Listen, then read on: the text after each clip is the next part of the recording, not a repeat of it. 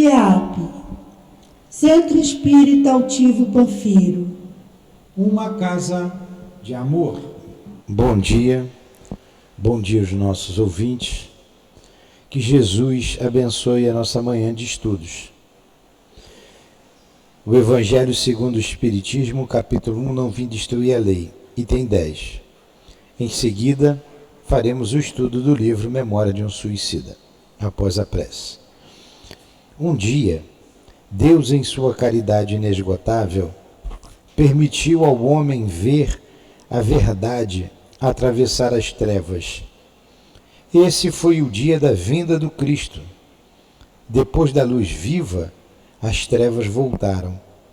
O mundo, após alternativas de verdade e de obscuridade, perdia-se novamente.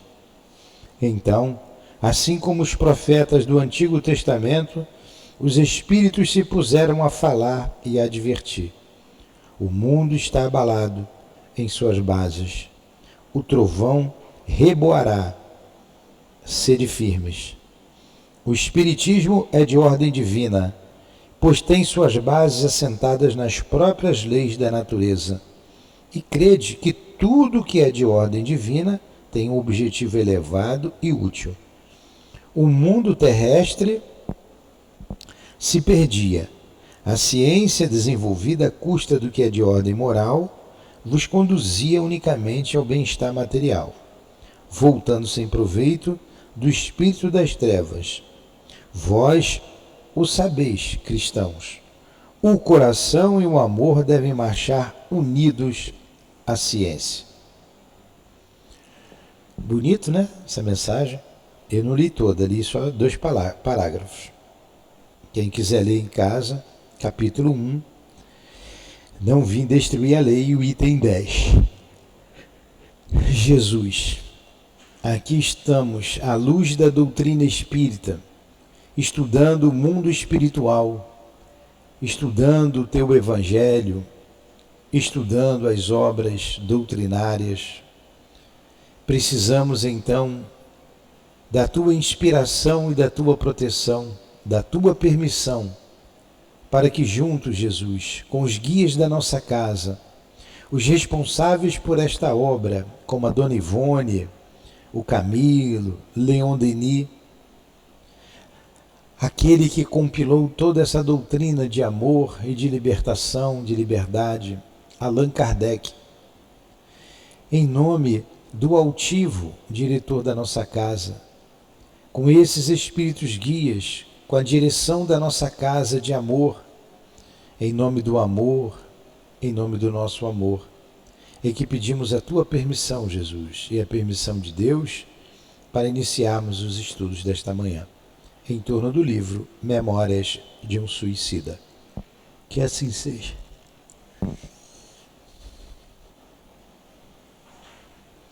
Muito bem. Então hoje, domingo de Páscoa, e na Páscoa a gente comemora a vida, não é? A vida. Jesus não morreu. Ele aparece a Maria Madalena dizendo: a morte não existe, só existe a vida. E o livro que estamos estudando, Memórias de um Suicida, esses que se equivocaram com relação a o que seja a vida, e pela porta do suicídio retornaram à pátria espiritual. E isso traz dores, trazem dores pungentes, como nós temos visto aqui nesse estudo. Então, que eles recebam, esses espíritos, irmãos nossos, que sofrem ou que sofreram, sofrem ainda, né, pelo suicídio, que eles recebam essa mensagem de vida da Páscoa. Jesus retornando à terra, conversando naturalmente com Maria Madalena, e depois com os apóstolos, depois com mais 2 no caminho de Emaús, e o Atos dos Apóstolos diz que ele conversou e apareceu a mais de 500, não é? Então, esse mestre querido, que a gente não tem ideia da sua grandiosidade, que ilumine as nossas mentes nos estudos desta manhã. Então vamos lá. Tanto existe vida, somente vida, que é um que desencarnou, um morto, vamos dizer assim, que nos traz a mensagem do que acontece lá, do que aconteceu com ele, né, o nosso querido irmão Camilo, como se desenrolou a sua vida além túmulo e de um grupo que estava com ele. E ele vem narrando para a gente toda essa situação de dor. Nesse capítulo que nós estamos estudando, aqui não é um manicômio, eu estava já lá na frente. Esse capítulo em que estamos estudando é o manicômio, sim, não é? Que estão visitando.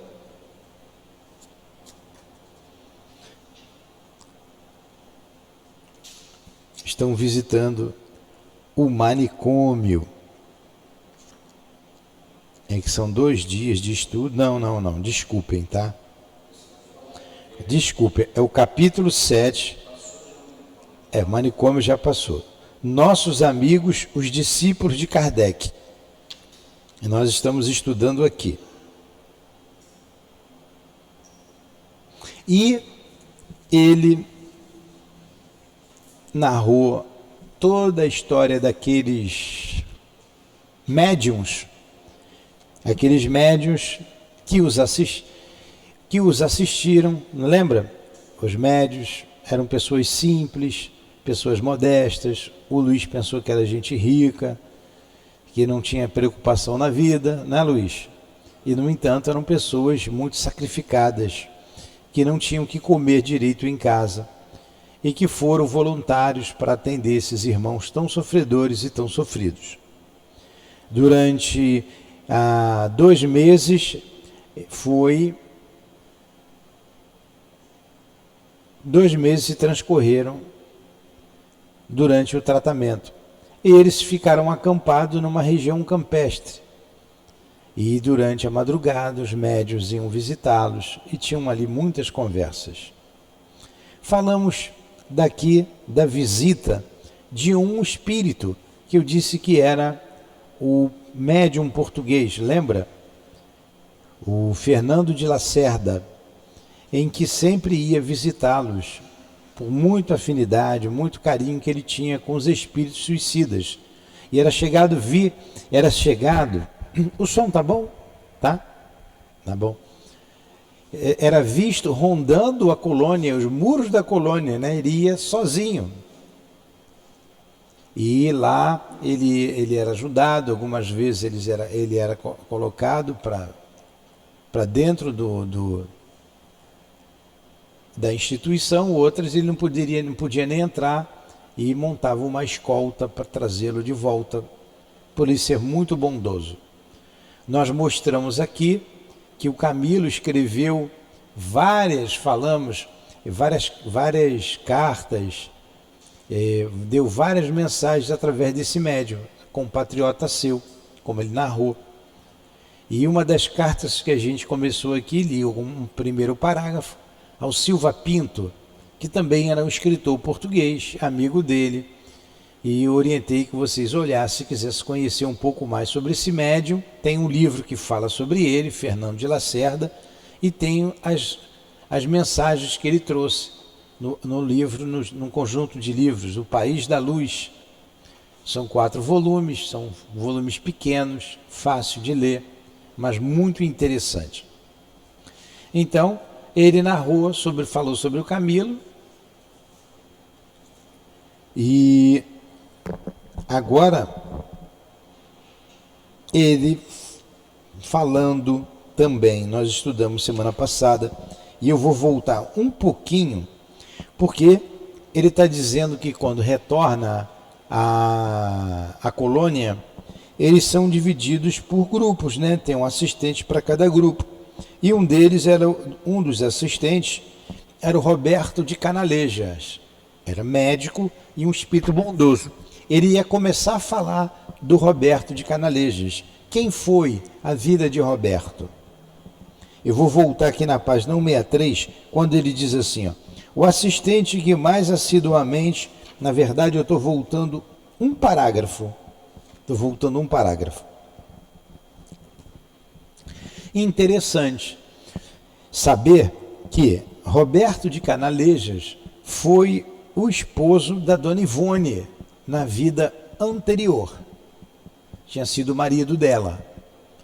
E esse espírito, ele vem acompanhando a Dona Ivone, e quem quiser saber da história dele e dela, lê o Drama da Bretanha, o Cavaleiro de Númenor, Nas Voragens do Pecado. Ele participa dessas 3 obras. E um livro que não foi lançado pela Dona Ivone, mas por um outro médium, chamada Leila, a Filha de Charles. Um livro muito bom, que vocês devem ler. Dona Ivone, chamada Leila, ela se casa com Roberto de Canalejas. Ela se casa. E ali tem um drama em que ela culmina com o suicídio dela. A morte do Canalejas, da filha de 7 anos, Lelita. Ambos morrem de tuberculose. E um drama muito triste. Ela acaba se suicidando, se jogando no Tejo. Então vamos ver aqui o nosso querido Carlos de Canalejas, que é interessante a história dele. O Anselmo, que deve estar nos ouvindo de casa, ele gosta quando eu faço uma apanhada da semana passada. Mas é bom, né, que a gente relembra. A minha dificuldade agora é que sexta-feira, no nosso estudo privativo, nós também estamos estudando Memória de um Suicida. E estamos num capítulo diferente. Aí às vezes eu confundo, né, o da semana, de sexta-feira, e o de domingo. Mas vamos lá. Eu acho que hoje eu acertei. Ora, acharam aí? Ora, o assistente que mais assiduamente nos seguia era o jovem médico espanhol Roberto de Canalejas, cujas peregrinas qualidades intelectuais e morais observávamos diariamente. Ele e seu pai, Carlos de Canalejas, pequeno fidalgo espanhol, alma de apóstolo, coração angelical e mais Joel Steele, mereciam do nosso pavilhão em geral e de nossa enfermaria, em particular, as mais efusivas demonstrações de amizade e respeito. Roberto, porém, não era entidade muito evoluta.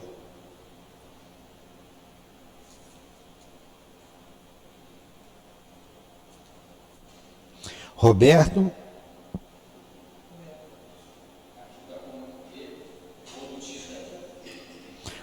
porém, não era entidade muito evolutida, quer dizer, elevada, conquanto fosse avantajado o cabedal de prendas morais por ele duramente adquirido através de existências planetárias. Tratava-se de espírito em marcha franca no carreiro áspero do progresso. E viera para o estágio de além-túmulo não havia sequer um século.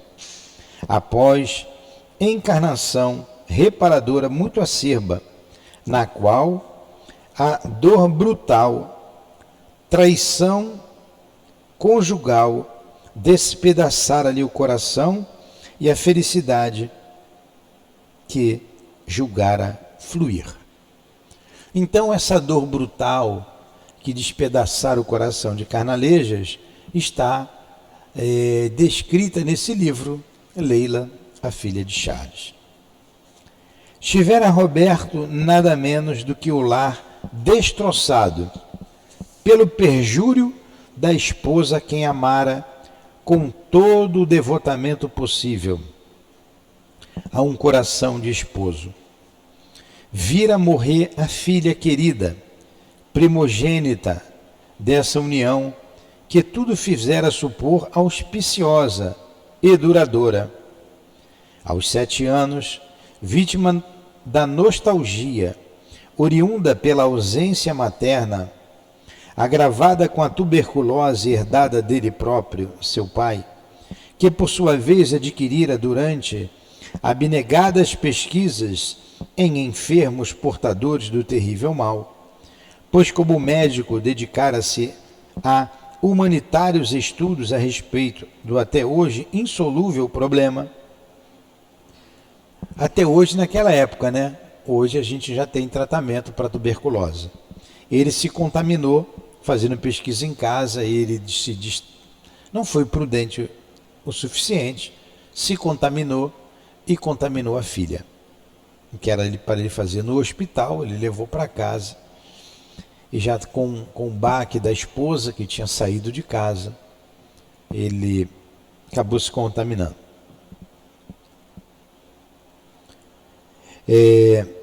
O problema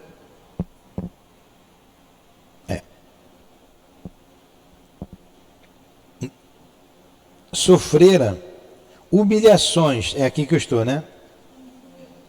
Sofrera humilhações penosas e 1000 situações difíceis por causa do casamento desigual que fizera, pois o destino levara-o a apaixonar-se irremediavelmente pela encantadora Leila, filha do conde de Guzmán, o nosso muito extremido amigo da vigilância. Então, Leila, o conde de Guzmán. O conde de Guzmán, então, é o Charles, tá? O nome dela era Leila. Estou falando aqui, Adilane, sobre o Charles. A gente está falando sobre o Charles, não, sobre o Roberto de Canalejas, tá?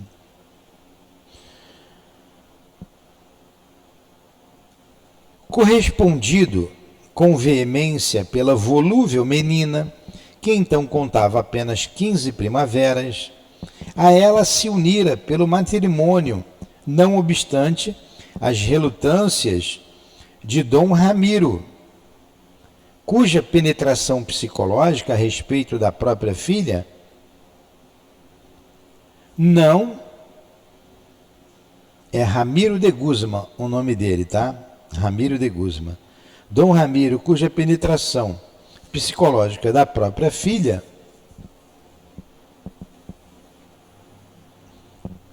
não augurara feliz desfecho para o importante acontecimento. Poxa, uma menina de 15 anos casando, naquela época era comum, né? E ainda ela... Presta o seu lápis, por gentileza. Eu coloco o lápis toda semana aqui. Eu não sei quem vem aqui e leva o lápis. Obrigado. Que eu fiz uma assinalação. Ramiro de Guzmán. E lembra que eu confundi semana passada? Que, aliás, quem me confundiu aqui foi a Adilane. Mas a culpa é minha, eu que tinha que estar atento. Que ela falou, não, Dom Ramiro é o Dr. Bezerra. Não, é Dom Ramiro de Guzmán. Vou ler de novo, que vocês vão entender aqui, ó.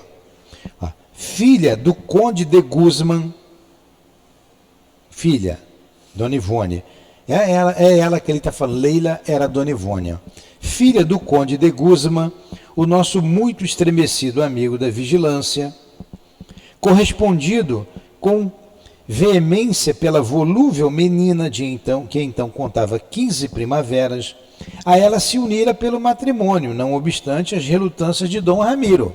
Aí, cuja penetração psicológica a respeito da própria filha, então era a filha de Dom Ramiro, é Dom Ramiro de Guzmán, não augurara feliz desfecho. Quer dizer, ele não previa um desfecho feliz para aquela união, que ele conhecia muito bem a filha, e como ela era volúvel, e tinha apenas 15 anos de idade, né? Ele era mais velho. Para o importante acontecimento, Roberto de Canalejas, em verdade, não passava de pobre e obscuro filho adotivo de um fidalgo generoso, que lhe dera o nome e posição social, mas cuja fortuna fora disseminada em meritórias obras de socorro e proteção a infância desvalida. Então ele era filho adotivo, mas o pai dele o amava muito, né?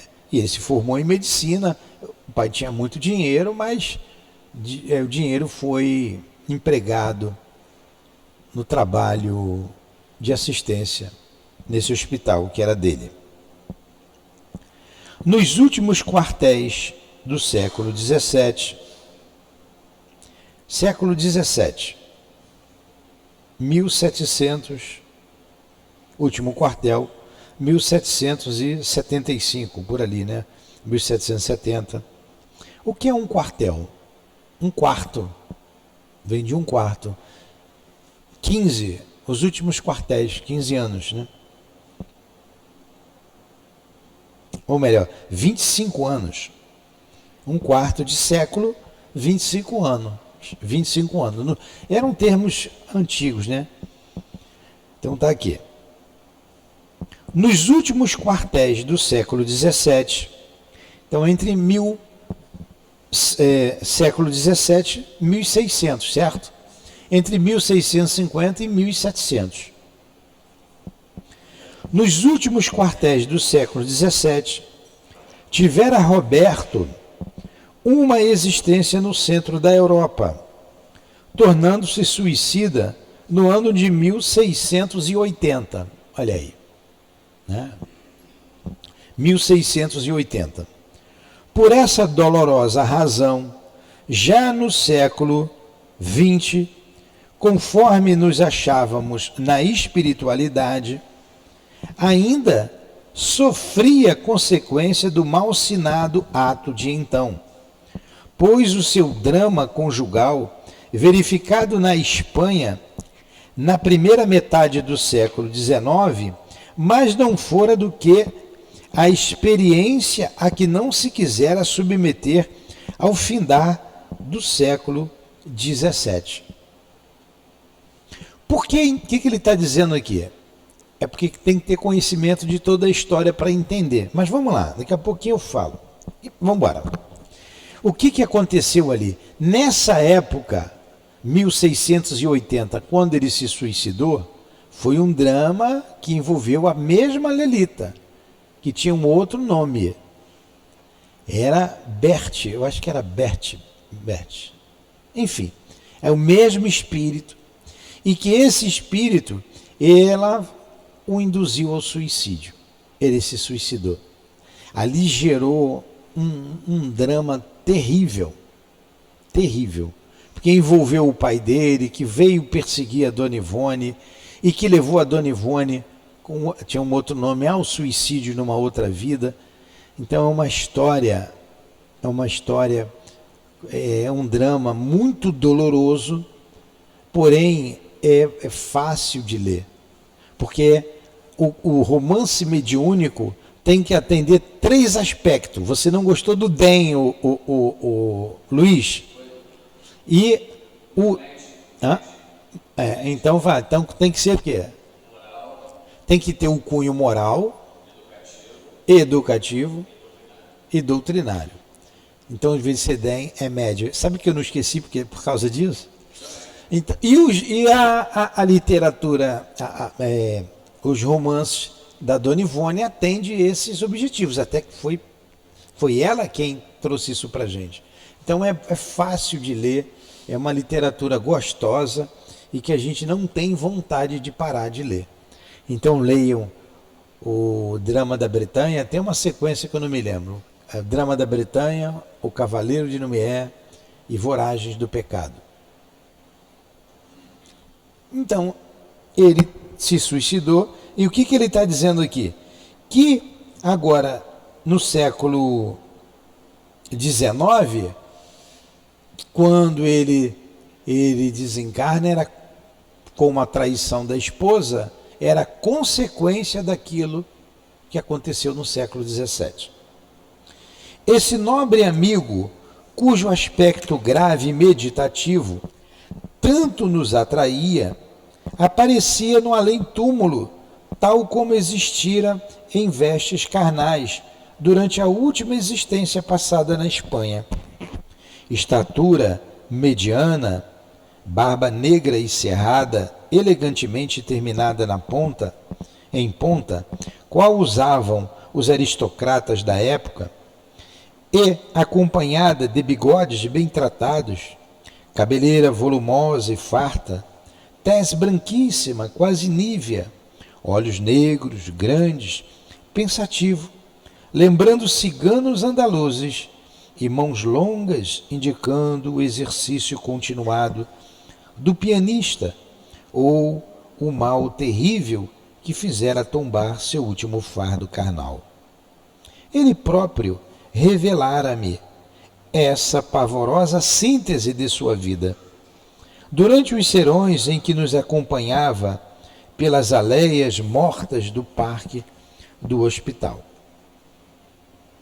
Fizeram-o, porém, no intuito... Vocês estão acompanhando a história? Não precisa eu parar para explicar, não, né? Fizeram-o, porém, no intuito altruístico de elucidação, concitando-nos ao valor para enfrentar o futuro que áspero nos aguardava, porquanto o suicida cumpre reparar a fraqueza de que deu provas, curando-se do desânimo que o ata à inferioridade, com testemunhos decisivos de fortaleza e resoluções salvadoras. Então Roberto vai contar a história dele para servir de ânimo para os outros suicidas. Então o Camilo está narrando aqui, né? Ou fosse porque ele conhecera a Amara... Desculpem. Às vezes a gente engasga com a própria saliva. Foi o que aconteceu comigo agora. Coisa chata.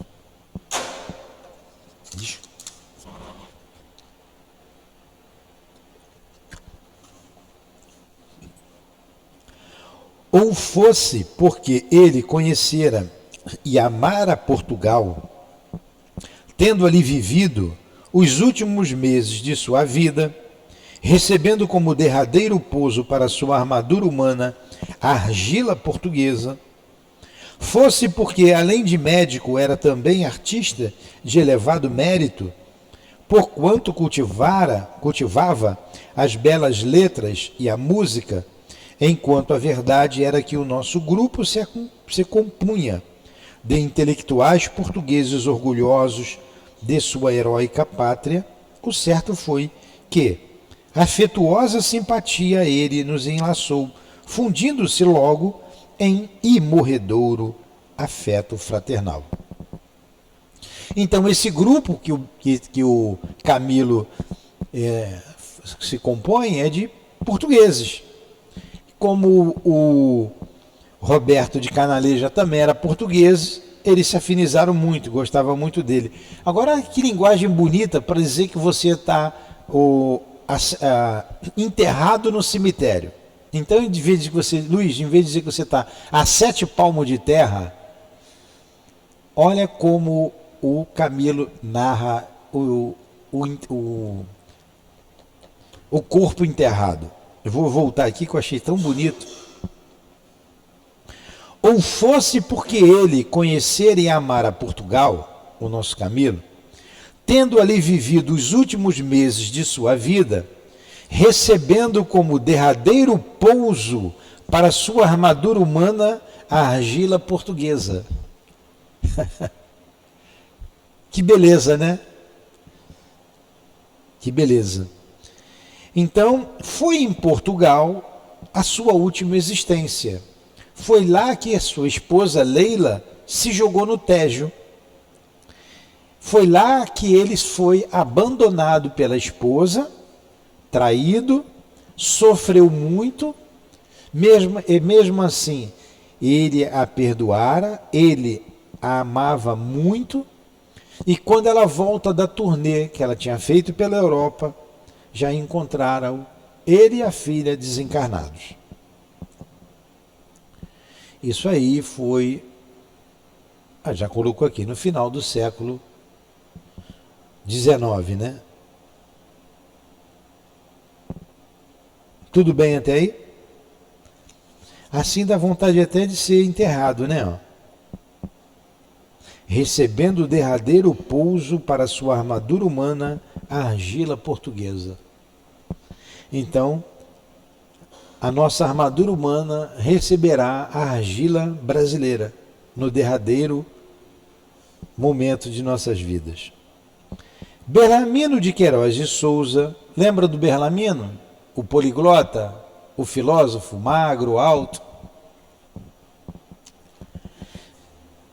Belarmino de Queiroz de Souza, o poliglota, filósofo, que a esse tempo só de longe em longe recordava um antigo monóculo, era dos que mais vivamente se empolgavam com a nova amizade, pois no amigo pretendera descobrir, de algum modo, um similar. Confessara de Canalejas que tivera desdita de professar doutrinas materialista, quando encarnado, renegando a ideia do ser supremo e repelindo a luz dos sentimentos cristãos pelo domínio exclusivo da ciência, fato que o desamparara grandemente durante os contínuos dissabores da existência, agravando mais tarde a própria situação moral, quando a adversidade lhe desferira o supremo golpe no lar doméstico. Então, Belarmino, o que ele disse aqui nessas palavras? Belarmino era discípulo de Augusto Comte. Ele era um contista. Doutrina materialista. E ele gostou muito do Roberto de Canalejas. O Roberto não era materialista. E o Belarmino era um intelectual. E ele teve a tuberculose. E com a tuberculose, ele disse assim, pensou ele, a vida vai acabar de qualquer maneira. Por quê e para que eu vou sofrer mais? Eu vou morrer mesmo. Posso ainda contaminar outras pessoas e fazer com que outras pessoas morram. Como ele era um homem de ciência, materialista, o que ele resolveu fazer? Eu vou me matar. E ele se mata. Era um homem inteligentíssimo, professor de dialética, falava vários idiomas, era um poliglota. E foi colocado junto desse grupo de portugueses, todos eles se mataram, que é, além do Belarmino e do Camilo, que está narrando a história, tem o João de Azevedo, o Jerônimo e o Mário Sobral. Lembra desses 5? Então, na verdade, até agora ele vem contando a história desses 5 espíritos que se suicidaram e foram todos para a mesma caverna no Vale dos Suicidas e agora retornaram, continuam juntos lá na colônia Maria de Nazaré. Estamos contando então a história, voltando para quem chegou agora, a história do Roberto de Canalejas, que era português, que se suicidou no final do século XVII. E por uma história, por um amor não correspondido, ele se suicidou. Agora, no final do século XIX, ele fica viúvo e vem muito triste para o plano espiritual. Ele morre de tuberculose, quando pesquisava lá sobre essa doença, contamina a sua filha também, e assim ele desencarna. Aí entrou aqui na história o Belarmino, que ele fez um rápido apanhado do Belarmino.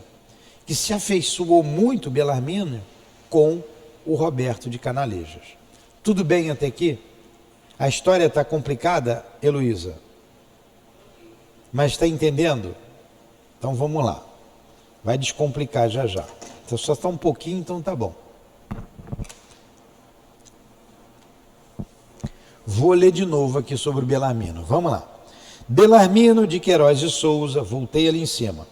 O poliglota filósofo, que a este tempo, só de longe em longe, recordava o antigo monóculo. Ele tinha um monóculo, é o óculos com mono aqui. Lembra? Sabe o que é monóculo, né? Que a esse tempo, só de longe em longe, recordava o antigo monóculo, era dos que mais vivamente se empolgava com a nova amizade, pois o nosso amigo pretendera descobrir, de algum modo, um similar. Confessara de Canalejas que tivera desdita de professar doutrinas materialistas quando encarnado. A gente já disse, ele era discípulo de Comte, Augusto Comte.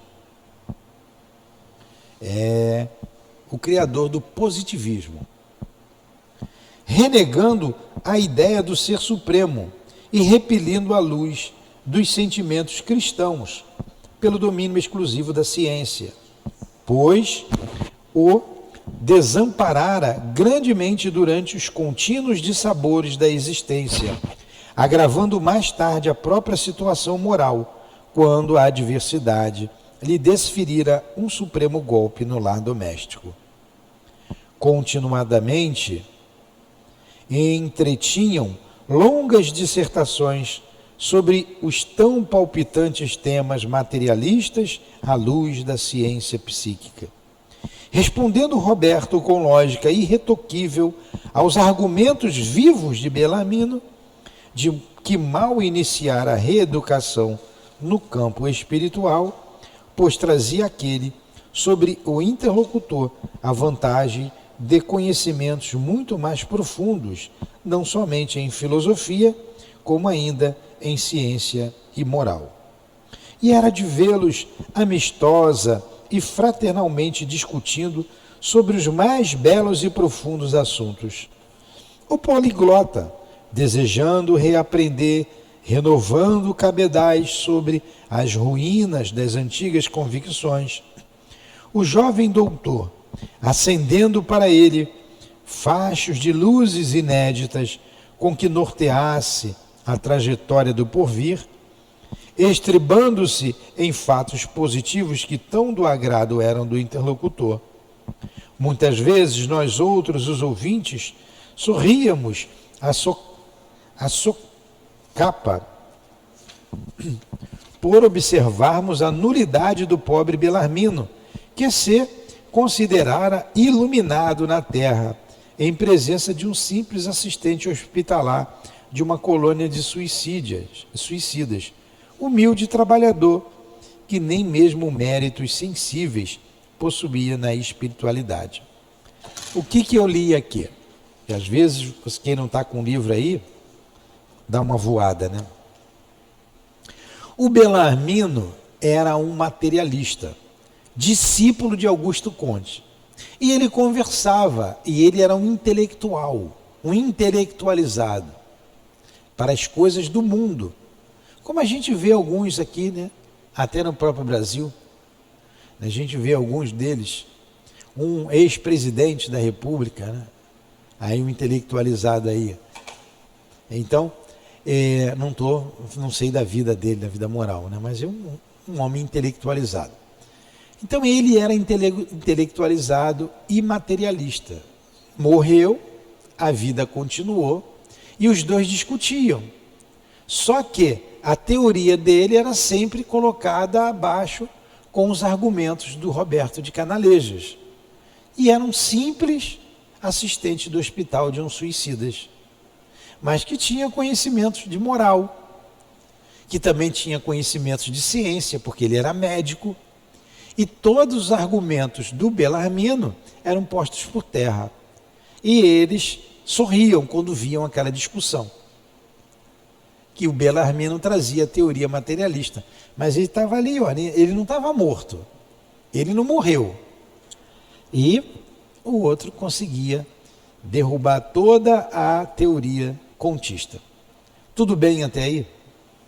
Está leve aqui o assunto, né? Estão conversando lá no mundo espiritual. Nenhuma pergunta de casa, né? Hein? Nenhuma pergunta. Então vamos lá. Um dia em que demoraram um pouco mais a visita aos nossos apartamentos, avisando-nos de que fora informado que receberíamos alta dentro em poucos dias, falei-lhe eu, não sem certo constrangimento, diante da indiscrição de que usava. Meu caro doutor, meu caro senhor doutor, eu é o Camilo Castelo Branco, vai falar agora com Roberto de Canalejas. Meu caro doutor, os pequeninos relatos de vossa vida, que tivestes a magnanimidade de confiar-me, calaram fundamente no âmago de meu ser, comovendo-me profundamente e fazendo-me refletir. Fui romancista na terra e, escrevendo, procurei estampar em minhas humildes produções determinado caráter moral. Deixei na terra obra vultosa, e senão em qualidade, pois hoje reconheço que bem pequenos foram os meus cabedais intelectuais, pelo menos em quantidade. Confesso, porém, que raramente inventava os meus romances. Então, o Camilo Cândido Botelho, como está aqui, é o Camilo Cândido, é o espírito de Camilo Cândido Botelho, foi um escritor português, um romancista, Camilo Castelo Branco. Quem desejar conhecer suas obras, ele tem vasta obra literária em Portugal.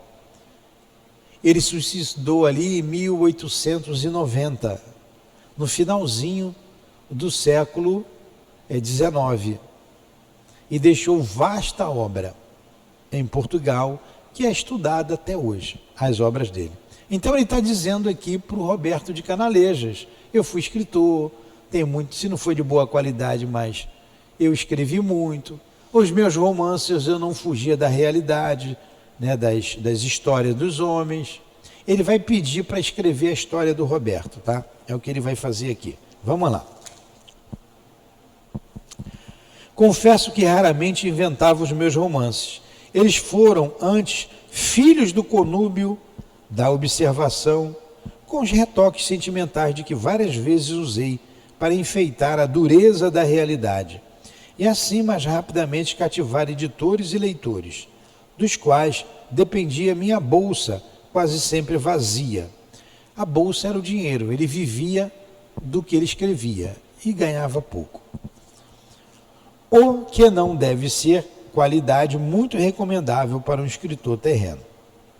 Quem sabe, senhor doutor, vossa Anhesa forneceria ainda alguns informes acerca do próprio drama pessoal, que tanto me impressionou, para que algum dia possa eu voltar a visitar a terra, e por intermédio de um aparelho mediúnico, narrar aos homens algo interessante, intercalado com as luminosas doutrinas que começo a aprender. Quem sabe poderia eu transmitir aos antigos leitores de minhas obras terrenas as radiosas novidades que aqui defrontei, romanceando-as com aspectos reais da vida íntima, tão humana e tão instrutiva, de espírito que aqui eu conheça e que foram homens, também sofreram e também amaram e também lutaram e morreram, como toda a humanidade. E isto porque tenho ouvido asseverar os nossos mestres locais ser muito meritório para um espírito desejoso de progredir, ou romper as barreiras do túmulo, a fim de relatar aos homens as impressões colhidas na espiritualidade, a moral que a todos os recém-vindos da terra aqui surpreende. Então o que ele fez aqui? Ele pediu para contar a história do Roberto de Canalejas. Tá? Aí o Roberto, né, vai responder. Quedou-se ele pensativo, enquanto rude melancolia lhe ensombrou o semblante, que eu me habituara a ver sereno, o que me trouxe arrependimento do que havia proferido. Quer dizer, ele lembrou do passado triste e ficou triste, né? Aí o Camilo se arrependeu de ter perguntado a ele. Passado alguns instantes, porém, respondeu, como ressuscitando do passado, por mim timidamente lembrado. Sim, é meritório para um espírito esse labor, justamente por se tratar de um dos mais difíceis gêneros que é dado ao homem, que é dado a algum de nós realizar. Com maior facilidade, penetraremos um antro de obsessores nas camadas bárbaras da esfera terrestre, a fim de retê-los, caçando-lhes a liberdade, ou um covil de magias com seu arsenal de intrugices, onde atrocidades se praticam com desencarnados e encarnados, a fim de anularmos tentativas criminosas. Com mais prestezas convenceremos um endurecido no mal à volta a uma reencarnação expiatória do que conseguiremos vencer o cerrado espinheiro que representa a mente de um médium, a fim de conseguirmos transmitir centelhas de claridades que aqui nos deslumbram. Olha o que o Roberto falou para ele, vocês prestaram atenção? É mais fácil penetrar num covil de obsessores e conseguir reconvencê-los. É mais fácil pegar um espírito endurecido, conseguir convencê-lo a reencarnar numa reencarnação expiatória, do que passar o que tem no mundo espiritual pela mente do médium. Olha como é complicado ser médium. Às vezes a gente pensa que o médium vê tudo, escuta tudo e sabe de tudo. É um cérebro, tem que passar pelo cérebro do médium para ele transmitir. Então ele está dizendo que é muito difícil isso, não é fácil. Então a gente conta no dedo esses grandes médiuns que escrevem, com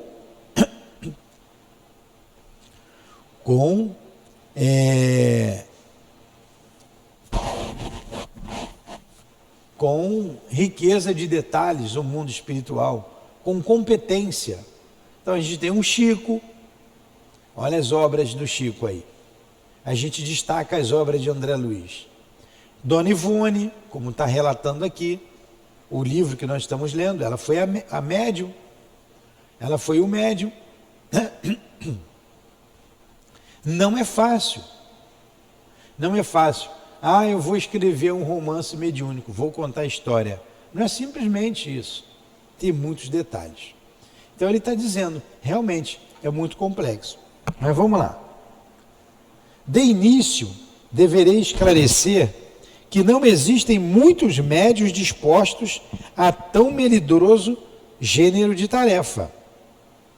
E quando se nos depara um ou outro dotado com as necessárias aptidões, além de os conhecermos deseducados da moral cristã, elemento indispensável ao fim idealizado pelos grandes instrutores que estimulam o gênero de experiências, entrincheiram-se eles de tal forma no comodismo, indispostos para disciplinas que em seu próprio benefício deles exigimos, assim como na dúvida e na vaidade de se presumirem iluminados, predestinados, indispensáveis ao movimento de propaganda do invisível, que anulam completamente nosso entusiasmo, como se suas mentes nos atingissem com duchas geladas. Viu, Adilane, como é difícil encontrar um médium disposto a disciplinas, disposto a trabalhar com eles? Então a Dona Ivone não viu Adilane, ouviu Adilane. Meu problema é com você. Ouviu, Adilane? Fazer o que o Chico fazia, a disciplina. E o que o Emmanuel falava para o Chico? Disciplina, disciplina, disciplina. Era madrugadas e madrugadas adentro de trabalho. A Dona Ivone não era diferente. Madrugadas e madrugadas adentro.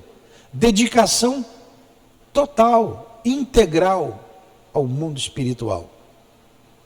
A gente viu o altivo, disciplinado, entrando também madrugadas adentro, trabalhando em prol do próximo, do seu irmão. Então ele está dizendo, é muito difícil, é nobre o que você quer fazer, escrever, mas encontrar um médium que queira fazer isso, que tenha disciplina, é raro. É raro. É raro.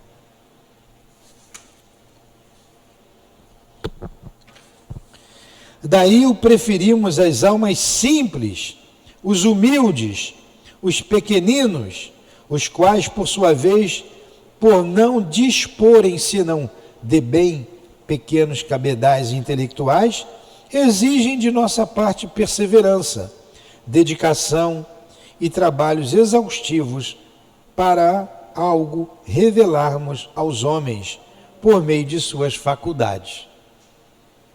Então ele prefere as pessoas mais simples. Olha lá o Fernando de Lacerda, outro que destacamos. Não é fácil, tem que ter muita disciplina. Ó, passou 1 hora de estudo. Vamos mais um pedacinho só? Vocês aguentam? Mais 5 minutos? Ou vamos parar?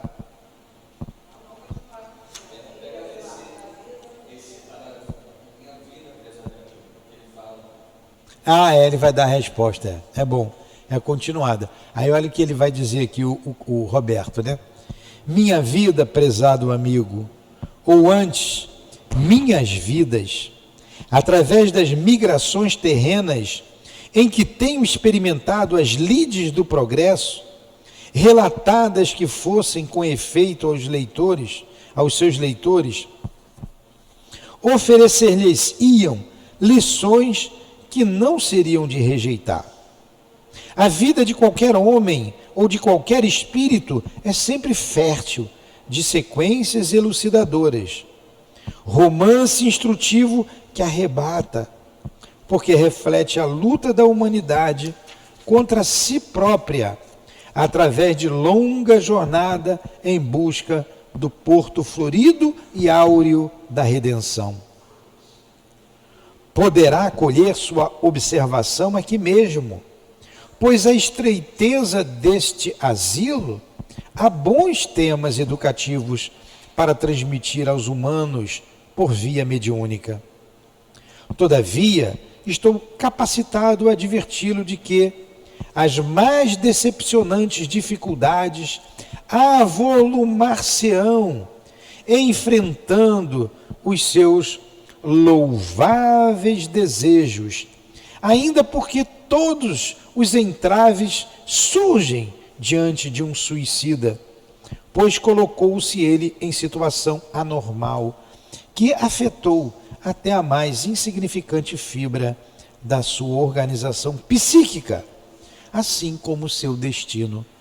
Olha o estrago que o suicídio faz na alma humana, né? Afeta até o mais insignificante, a insignificante fibra da sua organização psíquica. Porque ele é considerado um criminoso, um pária na sociedade espiritual. E assim o seu destino. E o Roberto está advertindo ao Camilo que ele vai encontrar dificuldade. Primeiro, que ele é um suicida. Segundo, encontrar um médium disposto a trabalhar. Está advertindo, né? Ó. Todos os entraves surgem diante de um suicida. Todos os entraves. Ninguém quer saber de um suicida perto de si. Fica com medo, né? Ele tem as dificuldades dele. Aí ele tá dizendo, é melhor você contar as histórias. Aqui tem muita história interessante, aqui mesmo, onde nós estamos, no Hospital Maria de Nazaré. Quanto aos informes solicitados, né? O Roberto dizendo que você me solicitou. Quanto aos informes solicitados, teria satisfação em fornecê-los, meu amigo. Reconheço-o sinceramente intencionado. Quer dizer, está bem intencionado, né? E o espírito, uma vez despido dos preconceitos terrenos, perde o pejo, quer dizer, perde a vergonha que o homem conserva, perde o pudor, perde a vergonha que o homem conserva de revelar aos amigos os infortúnios e particularidades que o confrangem. E, infelizmente, porém, não sinto em mim o desprendimento necessário para reviver o drama terrível que ainda me conturba. Medir o passado, cujas cinzas ainda se encontram palpitantes, aquecidas pelo fogo interior de um amor inesquecível, que amortalha de saudades e pesares insopitáveis todos os meus passos na espiritualidade.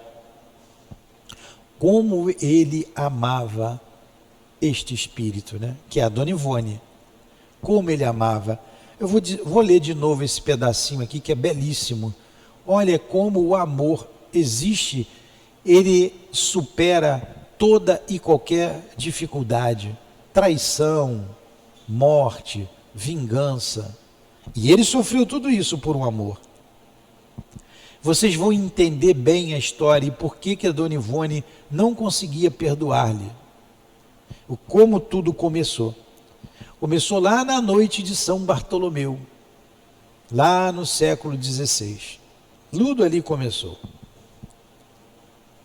Quando ele, o capitão da fé, destruiu toda a sua família, toda a família da Dona Ivone, que resolveu vingar-se. Então lá do século XVI até o século XX, 21, não tinham ainda se unido.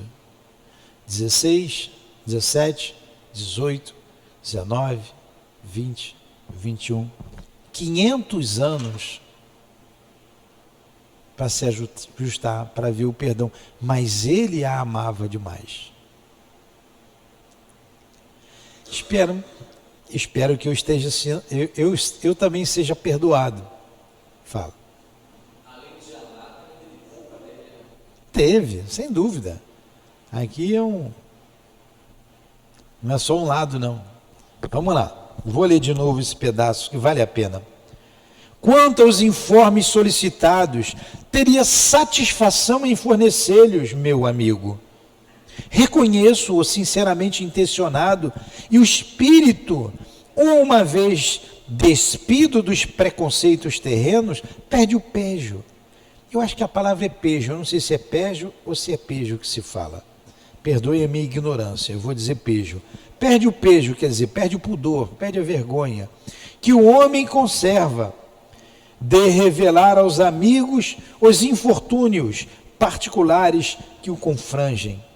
Infelizmente, porém, não sinto em mim desprendimento necessário para reviver o drama terrível.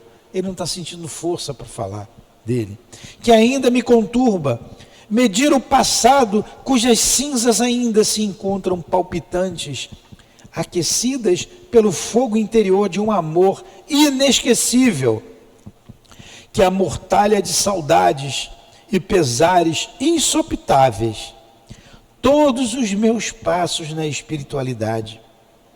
Extrair das sombras da subconsciência a imagem idolatrada da perjura, a quem não pude jamais desprezar, tentando conceder-me o consolo supremo do esquecimento. Vê-la ressurgir dos refolhos de minhas lembranças, tal como existiu ainda ontem, formosa e sedutora, enlaçada ao meu destino pelo matrimônio, e reviver as horas felizes do convívio conjugal, quando as imaginava imorredoras, sem perceber que eram enganosas, fictícias, tão só oriundas da minha sinceridade, da fé que me inspirava, da minha grande boa vontade, será padecer pela segunda vez a insuportável aflição de reconhecê-la adúltera, quando todo o meu ser anseia por vê-la redimida da infância que a arrojou ao báratro repugnante da mais torpe situação que a um espírito feminino poderá macular: o adultério. Não posso, Camilo, não posso. Amo Leila e sinto que tal sentimento desdobrar-se-á comigo através dos evos, porque me há acompanhado ele pelo destino afora desde muitos séculos. Desde quando a voz maviosa de Paulo de Tarso ecoava vitoriosa e pura, anunciando a boa nova sob as frondes pujantes das florestas da velha Ibéria, e não descansarei enquanto não tiver novamente a meu lado, exculpada da afronta dirigida a mim. Assim mesma, a lei de Deus, a nossos filhos e a sua qualidade de esposa e mãe, pelas reparações cruciantes a que se submeteu, levada pelos remorsos. Eu aqui me emocionei lendo. Olha, ele não se sente ainda com forças para falar sobre a vida dele, porque ele amou tanto essa mulher que foi atraiçoado por ela, traído. E somente quando ele tiver novamente ela a seu lado, exculpada de tudo, quer dizer, resolvido todos os problemas, é que ele vai ter coragem de falar. E como eles estão juntos no mundo espiritual, né?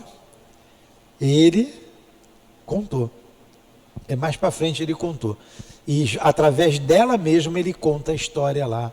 Agora, coisa interessante.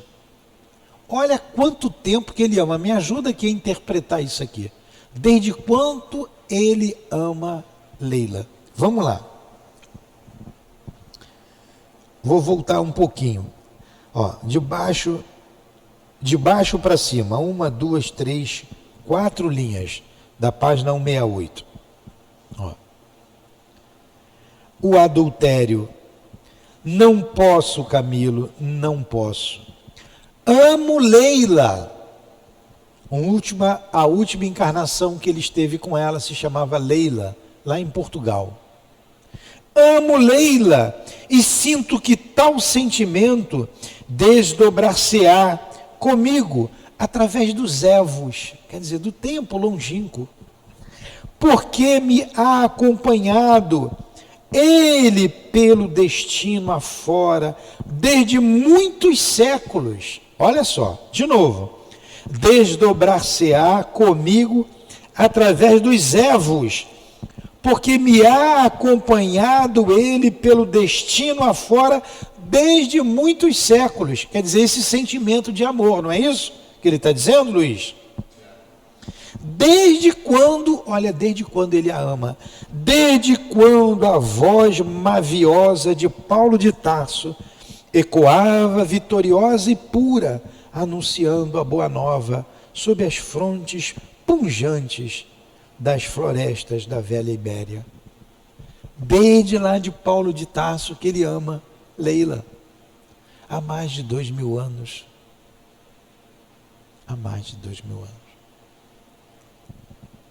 E naquela última encarnação, ela o traiu. Mas olha o amor que ele tinha por ela. E não descansarei enquanto não tiver novamente a meu lado, exculpada da afronta dirigida a mim, a si mesma. Então, a afronta que ela dirigiu a ele e a ela própria, com perjúrio da traição, abandono do lar.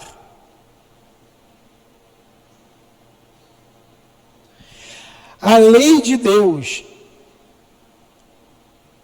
esculpida diante da lei de Deus, a nossos filhos e a sua qualidade de esposa e mãe, pelas reparações cruciantes a que se submeteu, levada pelos remorsos. Que drama, hein? Que drama. Eu me emocionei aqui, lendo. Fez uma pausa, durante a qual deixou transparecer nos olhos a imensa ternura que vivia em seu coração e continuou em tonalidades humildes que me levaram a duplamente admirar o adamantino caráter que havia 3 anos eu observava diariamente. Um caráter de diamante que ele está dizendo. Pudesse eu, Camilo, evitaria as dores da expiação para minha pobre Leila. Olha o que ele diz. Se ele pudesse, ele evitaria as dores da expiação dela. Pudesse eu, Camilo, e evitaria as dores da expiação para minha pobre Leila, chamando-a para o meu convívio carinhoso e apagando de nosso entendimento, como outrora o tentei, as nódoas do delito, com o ósculo do perdão que de a muito voluntária e de boa mente lhe concedi. Ele perdoou tudo. Contudo, ela mesma nada quer aceitar de mim antes de se ressarcir o próprio débito ao embate das tormentas de uma reencarnação amortalhada nas lágrimas de rijos sofrimentos, a fim de poder considerar-se digna do meu amor e do perdão de Deus. Ela mesmo não quer isso agora, enquanto ela não reparar. É a encarnação de Dona Ivone do Amaral Pereira. Essa encarnação dura que ela teve. Ela nasceu em 1900 e desencarnou em 1983. Vivendo para o Cristo. E hoje eles estão juntos, graças a Deus, no mundo espiritual. Sua consciência entenebrecida pelo erro foi austero juiz que a julgou e condenou. Olha só, a própria consciência, né? Pois com a alma chagada pelas dentadas do remorso, apavora-se tanto com o próprio passado e tanto o execra que nada será capaz de mitigar as ardências que a torturam, senão a dor irremediável no sacrifício da expiação terrena. Ela sofreu muito. Ela viveu a vida inteira solteira e continuava amando o Roberto. Ela o amava. Ela o amava. Foi leviana, mas ela o amava. Ficou 80 anos trabalhando para o Cristo. Bem quisera eu me aproximar dela, refrigerar minhas saudades, falando-lhe pessoalmente em vigília ou durante o sono, consolando-a, incitando-a à luta pela vitória com os meus protestos de perene amizade. No entanto, não posso nem mesmo aproximar-me, porque se me percebe, apavora-se e procura fugir envergonhada com a mácula de que acusa a consciência.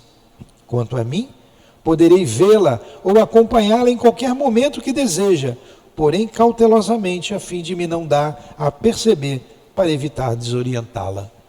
Ela já estava reencarnada, a esposa dele, na personalidade de Ivone. Então ele está dizendo, eu posso vê-la a hora que eu quiser, eu posso vê-la, eu sei onde ela está, mas eu tenho que ter cautela, porque ela ainda sente. Ela sente culpa. Ele vai fazer uma experiência, eu só vou ler uma experiência, que ele se aproxima, quando ela percebe a presença dele, ela sai correndo, chorando. Porque ela era um médium ostensivo. Ela via, ela ouvia os espíritos. Ela teve a mediunidade cataléptica, né, que nós estudamos aqui bastante. Letárgica, melhor dizendo, a letargia. Vamos ver esse exemplo para a gente fechar. Já começou a fechar aqui a história do Roberto, né? Dá para a gente parar. Convençam-me cada vez mais, senhor doutor, de que quantos meus leitores se estimariam tornar-se eu para narrar-lhes os comoventes episódios que recebo nas entrelinhas de vossas exposições. Lá na página 519 desse livro aqui, ó, ele vai falar novamente, na página 519, que eu anotei aqui, do Roberto de Canalejas. Ele vai conceder depois. Ó, pedirei ao pai de Leila que posteriormente leve ao conhecimento do meu caro escritor lusitano o drama que tanto o atrai. Quem sabe? Ele concedeu. Eu vou falar para o pai de Leila levar meu drama. Quem é o pai de Leila? O Guzmán, que a gente conhece como Charles. Quem sabe?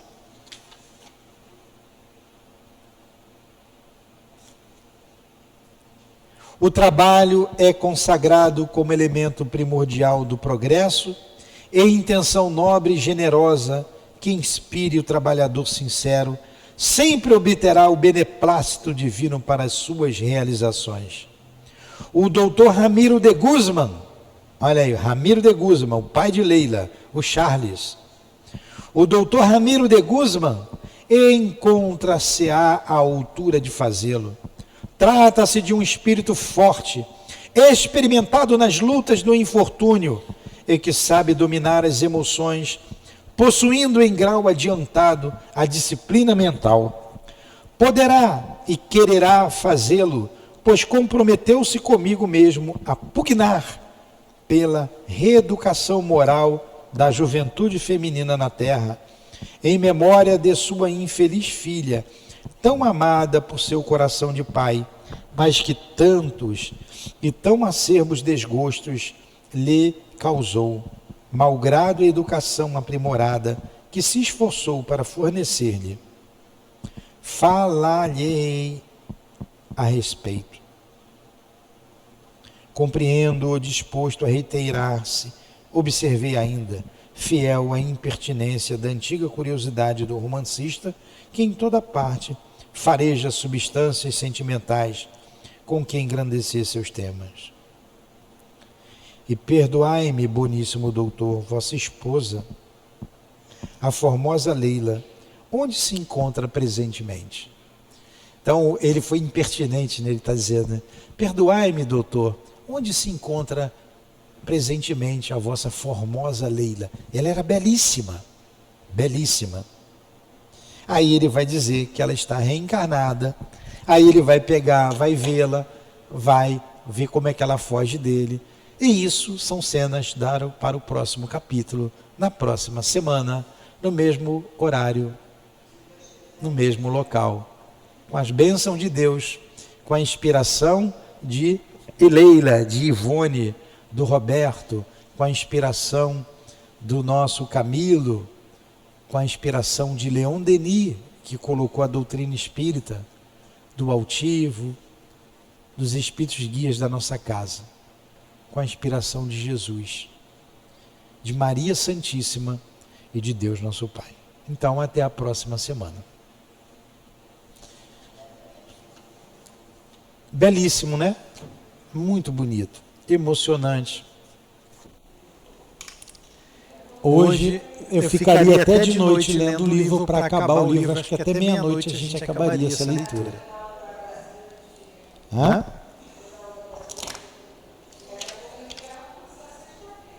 É. Paramos na página 170. Ainda bem que não é 171, é 170, viu? Aí, gente, veja como nós precisamos de perdão. Nós não lembramos das vidas passadas. Eu sei que a minha nobre esposa tem muito que me perdoar. De outras vidas. Isso eu sei.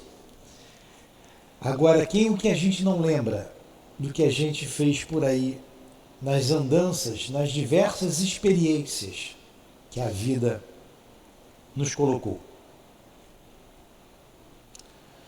Quem fomos no passado, o que fizemos? Vamos então fechar os nossos olhos, agradecer a Jesus, agradecer a Deus, a Dona Ivone, a todos esses espíritos que participaram desse drama e que vêm nos esclarecer sobre a vida, sobre a necessidade de viver. E num dia como o de hoje, em que a Páscoa representa a vida também, como dissemos, Jesus ressurge do túmulo, dizendo: eu não morri, eu estou vivo. Vá avisar aos apóstolos, vá avisar aos meus irmãos. E Maria Magdala sai correndo. Eu estou vivo, a Páscoa é a vida. Jesus ressurge no seu corpo espiritual, dizendo que a vida continua. Assim como narrou o nosso querido irmão Roberto de Canalejas, ao querido irmão Camilo e a todos esses que contam a sua triste história, a sua triste trajetória de vida, servindo para que nós não tropecemos, para que nós não nos suicidemos, não nos matemos, porque a morte não existe. Obrigado, queridos amigos. Que Jesus abençoe a felicidade de vocês. Roberto, Ivone, Roberto, Leila, os dois espíritos imortais. Que Jesus abençoe o amor de vocês. Que Jesus abençoe também o nosso amor. Cada um de nós traz a sua história. Cada um de nós traz as suas marcas, as suas dores. E que Jesus tenha misericórdia de todos nós, nos ajudando a reparar o nosso erro diante de Deus, diante da nossa própria consciência. Que tenhamos forças para assim o fazer. Ajuda-nos, Senhor, que trabalhemos continuamente em busca dessa consciência limpa, que nos colocará diante dos nossos amores, para caminharmos de mãos dadas, com terno amor puro, na estrada da vida, que nos conduzirá a Deus. Obrigado por tudo. Abençoe, Senhor, a nossa casa, que divulga a doutrina espírita, que divulga a vida. Abençoe, Senhor, esses irmãos, que no momento de desespero, de equívoco, terminaram a vida pelo suicídio.